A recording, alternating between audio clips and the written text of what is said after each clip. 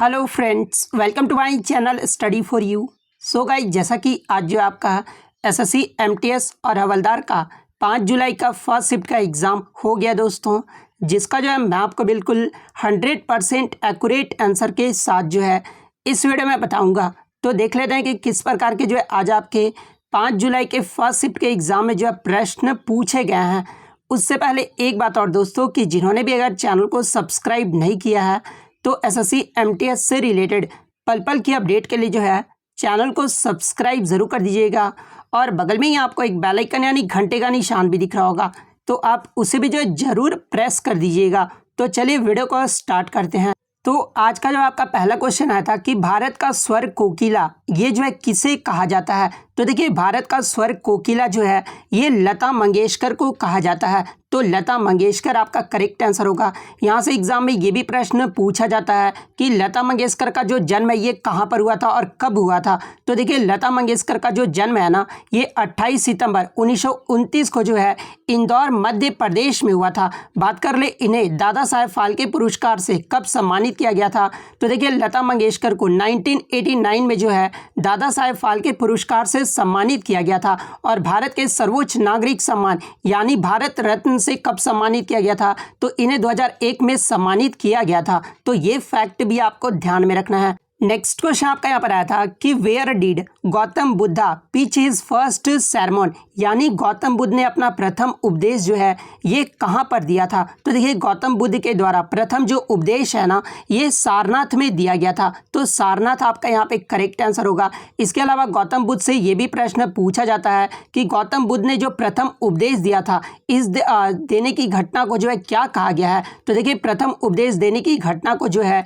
ये धर्म चक्र परिवर्तन कहा गया है। वहीं बुद्ध के गृह त्याग की घटना क्या कहलाती है, तो ये महाभिनिष्क्रमण कहलाता है। और देखिए, गौतम बुद्ध को जो है लाइट ऑफ एशिया के नाम से भी जाना जाता है। बात कर ले गौतम बुद्ध का जन्म ये जो है कहाँ पर हुआ था, तो ये लुम्बिनी नामक स्थान पर हुआ था। और गौतम बुद्ध के बचपन का नाम भी पूछा जाता है। तो देखिए, गौतम बुद्ध के बचपन का जो नाम था ना, ये सिद्धार्थ था। तो ये भी आपको ध्यान में रखना है। नेक्स्ट क्वेश्चन आपका यहाँ पर आया था कि what is the chemical formula of baking soda, यानी बेकिंग सोडा का जो है रासायनिक सूत्र पूछा गया था। तो देखिए, बेकिंग सोडा का जो रासायनिक सूत्र होता है ना, वो NaHCO3 होता है। तो NaHCO3 आपका करेक्ट आंसर होगा। वहीं अगर बात कर ले कि बेकिंग सोडा का रासायनिक नाम अगर आगे के शिफ्टों में पूछ दिया जाए, तो देखिए, बेकिंग सोडा का जो रासायनिक नाम होता है ना, ये सोडियम बाइकार्बोनेट होता है, जो कि आपका एक कार्बनिक यौगिक है, जिसे मीठा सोडा या फिर खाने का सोडा भी कहा जाता है। तो ये फैक्ट भी आपको ध्यान में रखना है।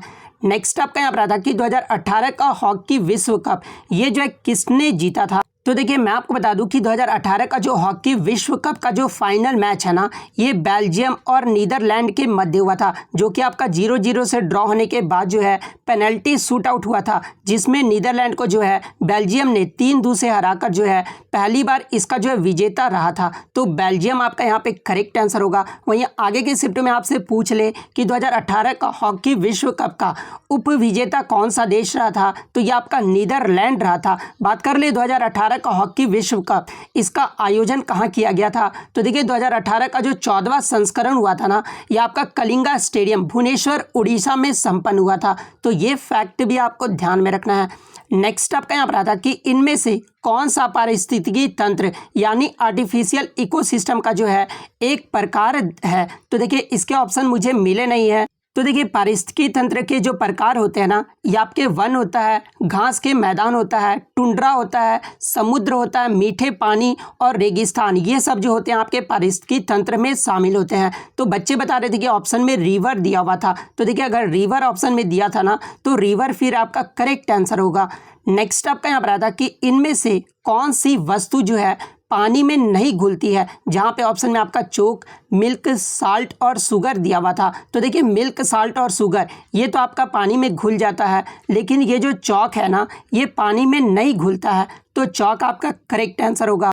नेक्स्ट क्वेश्चन आपका यहाँ पर आता है कि पंडित शिव कुमार शर्मा ये जो है किस वाद्य यंत्र से संबंधित है। तो देखिए, पंडित शिव कुमार शर्मा का जो संबंध है ना, ये संतूर वाद्य यंत्र से है। सो संतूर आपका करेक्ट आंसर होगा। देखिए यहाँ से CHSL के एग्जाम में हर शिफ्ट में 1 से 2 प्रश्न पूछा जाता है, ठीक है। और MTS में भी जो आपके 1 से 2 जो है प्रश्न वो पूछे जाएंगे। तो आप ध्यान रख लीजिए कि पंडित शिव कुमार शर्मा का जो संबंध है ये संतूर वाद्य यंत्र से है। भजन सुपारी का जो संबंध है ये संतूर वाद्य यंत्र से है। बांसुरी वादक कौन कौन से हैं, तो ये आपके हरिप्रसाद चौरसिया और पन्नालाल घोष हैं। तबला वादक अगर पूछा जाए तो ये आपके जाकिर हुसैन, अल्लाह रखा खान, साबिर खान, पंडित किशन महराज और पंडित ज्ञान प्रकाश घोष, इनका जो संबंध है ये तबला वादक से है। अलाउद्दीन खान, अली अकबर खान, अमजद अली खान, बुद्धदेव दास गुप्ता, इनका जो संबंध है ना ये सरोद वाद्य यंत्र से है। उसके बाद अगर बात कर ले बिस्मिल्लाह खान का पूछा जाए, कृष्ण राम चौधरी, अली अहमद हुसैन, इनका अगर पूछा जाए तो इनका जो संबंध है ये शहनाई वादक से है। पंडित रविशंकर, शाहिद परवेज खान, बुधादित्य मुखर्जी और अनुष्का शंकर, इनका जो संबंध है ना ये सितार वाद्य यंत्र से है। उसके बाद बात कर ले शकूर खान, पंडित राम नारायण, रमेश मिश्रा और सुल्तान खान, इनका जो संबंध है ना ये सारंगी वाद्य यंत्र से है। तो ये फैक्ट भी आपको ध्यान में रखना है। नेक्स्ट क्वेश्चन आपका यहाँ पर आता है कि 2011 की जनगणना के अकॉर्डिंग पुरुष और महिलाओं का जो है लिंगानुपात पूछा गया था। तो देखिए 2011 की जो जनगणना हुई थी ना उसमें जो पुरुष और महिलाओं का लिंगानुपात रहा था 1000 पुरुषों पर जो है सिर्फ 943 महिलाएं थी। तो 1000/943 आपका यहाँ पे करेक्ट आंसर होगा। वहीं 2011 की जनगणना की बात कर ले तो 1000 पुरुषों की तुलना में जो है 933 महिलाएं थी। तो ये फैक्ट भी आपको ध्यान में रखना है। नेक्स्ट आपका यहाँ पर आता कि दीनदयाल अंत्योदय योजना ये जो है किसके लिए चलाई गई थी, जहाँ पे 2 ऑप्शन मुझे मिले हैं। एक आपका ऑप्शन में था अर्थव्यवस्था के लिए, सेकंड आपका गरीबों के लिए दिया हुआ था। तो देखिए अंत्योदय योजना का जो उद्देश्य था ना ये आपका कौशल विकास और अन्य उपायों के माध्यम से आजीविका के अवसरों में जो है वृद्धि कर शहरी और ग्रामीण गरीबों को जो है कम करना है। तो इसका जो उद्देश्य था वो गरीबों के लिए था। तो गरीबों आपका यहाँ पे करेक्ट आंसर होगा। वहीं आगे के क्षेत्रों में आगे के शिफ्ट में अगर आपसे पूछा जाए कि दीनदयाल अंत्योदय योजना ये जो है किस क्षेत्र के साथ जुड़ा हुआ है, तो ये आपका कौशल विकास के साथ जुड़ा हुआ है। तो ये फैक्ट भी आपको ध्यान में रखना है। नेक्स्ट आपका यहाँ पर आता कि 1846 को संधि अंग्रेज और किसके बीच हुआ था। तो देखिए 1846 की जो संधि थी ना ये लाहौर की संधि थी, जो कि अंग्रेजों और सिखों के मध्य 9 मार्च 1846 ईस्वी को हुआ था। और इस संधि से जो है लॉर्ड हार्डिंग ने लाहौर के आर्थिक साधनों को जो है नष्ट कर दिया था। तो अंग्रेज और सिख आपका यहाँ पे करेक्ट आंसर होगा। नेक्स्ट आपका यहाँ पर आता कि 2023 पुरुषों का FIH हॉकी विश्व कप ये जो है कहाँ आयोजित किया जाएगा। तो देखिए 2023 का पुरुष का जो FIH हॉकी विश्व कप का जो आयोजन है ये आपका भारत के उड़ीसा राज्य में किया जाएगा। और ये जो है कौन सा संस्करण है, तो ये आपका 15वां संस्करण होगा। तो ये भी आपको ध्यान में रखना है। इसके अलावा पूछ ले कि कौन से स्टेडियम में किया जाएगा, तो ये आपका भुवनेश्वर के कलिंगा स्टेडियम और राउरकेला के बीजू पटनायक हॉकी स्टेडियम में आयोजित किया जाएगा। तो ये फैक्ट भी आपको ध्यान में रखना है। नेक्स्ट आपका यहाँ पर आया था कि RBI का वित्तीय वर्ष ये जो है कब से शुरू होता है। तो देखिए RBI यानी रिजर्व बैंक ऑफ इंडिया का जो वित्तीय वर्ष है ना ये आपका 1 जुलाई से अगले साल 30 जून तक जो है इसका शुरू होता है। तो 1 जुलाई आपका यहाँ पे करेक्ट आंसर होगा। जबकि केंद्र सरकार का जो वित्त वर्ष है ना ये आपका 1 अप्रैल से अगले साल 31 मार्च तक का होता है। तो ये फैक्ट भी आपको ध्यान में रखना है। नेक्स्ट आपका यहाँ पर आता कि ओडिसी नृत्य ये जो है किस राज्य में प्रचलित है। तो देखिए ये जो आपका ओडिसी नृत्य है ना ये आपका उड़ीसा राज्य में प्रचलित है।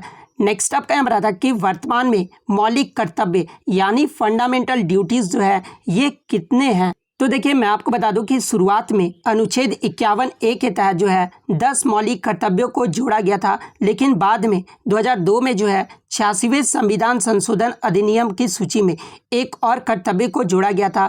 इस प्रकार भारतीय संविधान में वर्तमान में जो है कुल 11 मौलिक कर्तव्य हैं। तो 11 आपका करेक्ट आंसर होगा। वहीं अगर मूल संविधान में पूछ ले कि कितने मौलिक कर्तव्य थे, तो मूल संविधान में जो आपके 10 मौलिक कर्तव्य थे। तो ये भी आपको ध्यान में रखना है। नेक्स्ट आपका यहाँ पर आया था कि on which hills in Jagannath temple situated या फिर ऑन विच सी पूछा गया था। तो देखिए मैं आपको बता दूं कि जगन्नाथ मंदिर ये जो है किस पहाड़ी पर स्थित है, तो ये आपका बंजारा हिल्स पर स्थित है।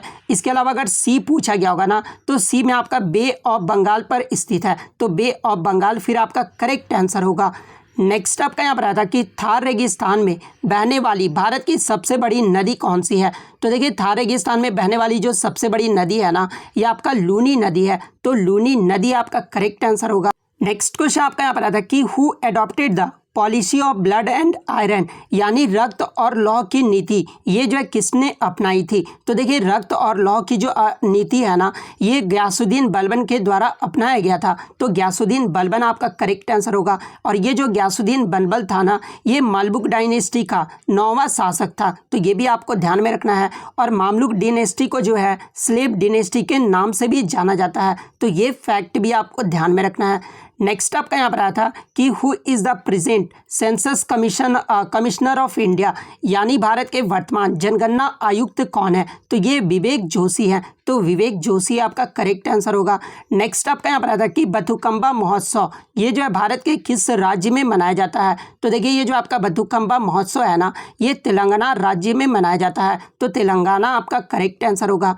नेक्स्ट आपका यहाँ पर आता है कि कोणार्क सूर्य मंदिर, ये जो है भारत के किस राज्य में स्थित है। तो ये आपका उड़ीसा के पुरी जिले में स्थित है। तो उड़ीसा आपका करेक्ट आंसर होगा। बात कर ले कोणार्क सूर्य मंदिर को किसने बनवाया था। तो ये नरसिंह देव प्रथम के द्वारा बनवाया गया था। तो ये फैक्ट भी आपको ध्यान में रखना है। नेक्स्ट क्वेश्चन आपका यहाँ पर आया था कि काजीरंगा राष्ट्रीय उद्यान, ये जो है भारत के किस राज्य में स्थित है। तो ये आपका असम राज्य में स्थित है। तो इतने क्वेश्चन जो है आज मुझे बच्चों के द्वारा मिले हैं, जो कि 100% रियल और ऑथेंटिक है। तो अगर वीडियो अच्छी लगी हो तो वीडियो को जो है लाइक ज़रूर कर दीजिएगा। चैनल पर नया है तो चैनल को सब्सक्राइब ज़रूर कर दीजिएगा। और यदि आपको इसका PDF चाहिए तो मैं टेलीग्राम का जो लिंक है आपको डिस्क्रिप्शन में प्रोवाइड कर दूंगा, आप वहाँ से इसका PDF ले सकते हैं। तो मिलते हैं नेक्स्ट वीडियो में, तब तक thank you, all the best.